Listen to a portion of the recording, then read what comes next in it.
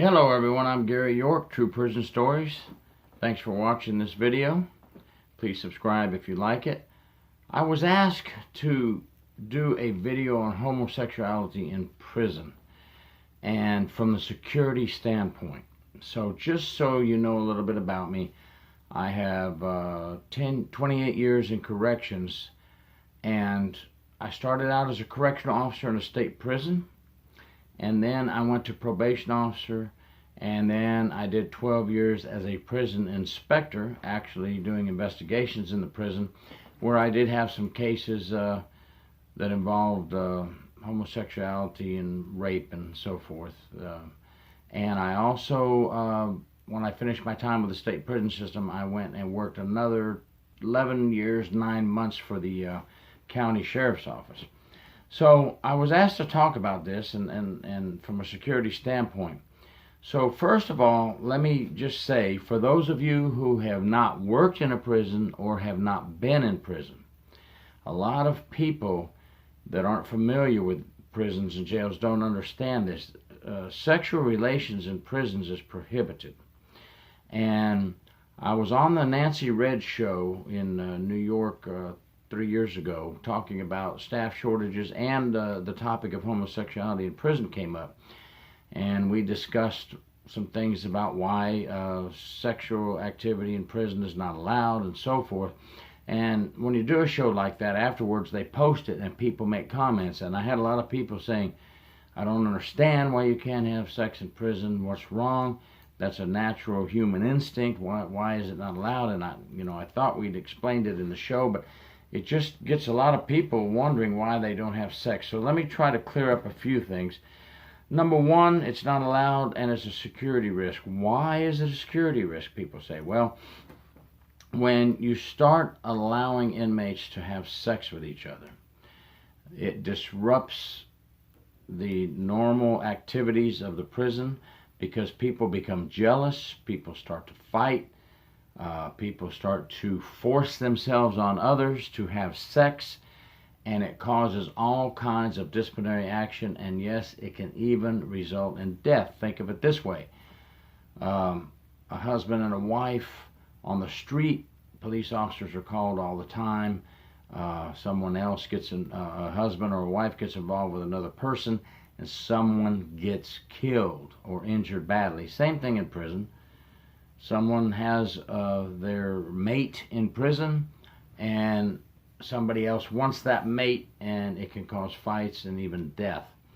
And it can cause contraband issues, trading their mate to another inmate for contraband, so that inmate can be with their mate for the night or evening or afternoon or whatever. So there's just a lot of security risk involved. Now remember, I've been asked to talk about this from a security standpoint. You don't have to agree with me, but this is why I'm discussing it. And the second thing is, some inmates do not wish to be pressured. Whether they are gay inmates or they're not gay inmates, both can be pressured into having sex. Both can be threatened into having sex. And this causes suicides. We have inmates that walk around, and if you see an inmate with their shoulders slumped down, their head down, their hygiene is poor, they're staying away from everyone, they're being alone, that's a sign for officers that we need to talk to them and find out if what the problem is, because that's signs of possible suicide. And when inmates are being threatened by other inmates to be used for sex, this is one definite way to cause some inmates to commit suicide. And it's not right. They become prey. They're usually the weaker inmates. Then they're also inmates that have been seen by the other inmates to look as if they may have come from a gay or homosexual background, or maybe they were abused sexually growing up, and there's something the other inmates see in them, a weakness, and some of the stronger inmates will prey on them. And this is a problem for security. It is our job for care, custody, and control of inmates, and we have to watch out and make sure that you're safe. If we don't, we're not doing our job.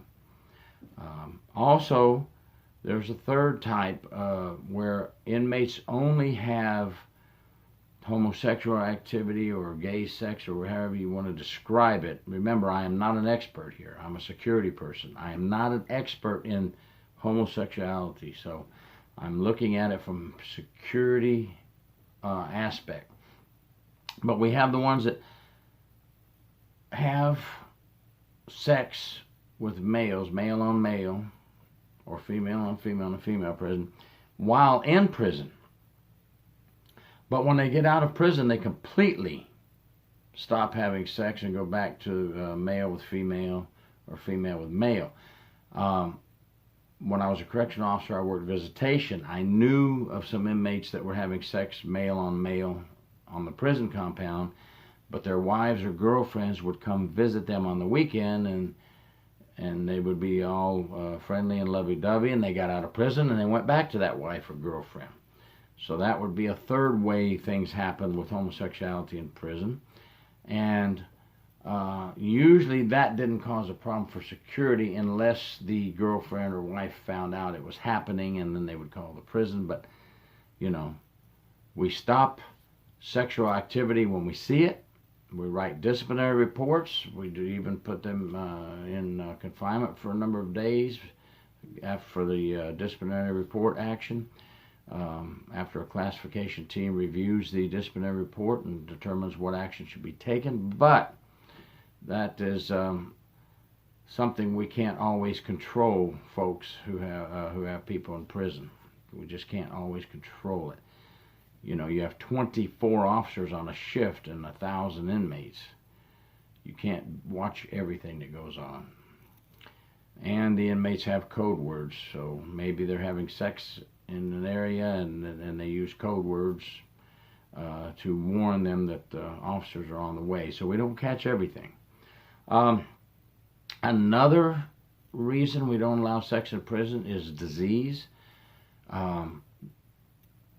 I guess if an inmate wants to have sex with another inmate, they are grown up, but it's not allowed in prison, and they need to be careful because there are more diseases documented in prison per the population than there are on the street. Why is this? Because many of the inmates that come into prison have had a lot of sexual activity on the streets with different people, and they've contacted a sexually transmitted disease. They've done a lot of drugs with needles. Maybe they got a disease that way. So it's dangerous, really, to have sex in prison. So if you don't like the security reasons, what about the safety reasons? It's kind of dangerous to have sex in prison. Something that you might want to think about. So there's several reasons that security does not allow sex in prison. And you also know that we have staff-inmate relationships. That's a third-degree felony if we can prove that an officer had sex with an inmate. And the inmate doesn't usually get charged in these cases because they're the inmate, and an officer is using their official position as a public official to gain something. So if they're getting sex from an inmate, they're gaining something, and that's a third-degree felony.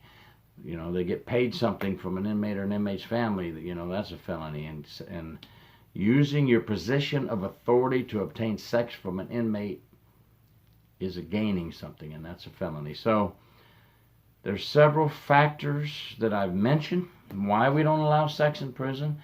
You don't have to agree with it, but we have to set some guidelines, because if we allowed sex in prison and things ran wild, believe me, the sex, the drugs, and the violence would all combine. They would all somehow combine together. Believe me, they will. And we would have a lot of injured and hurt and probably killed inmates that we would have to answer for. And we have a responsibility and a liability to protect the inmates.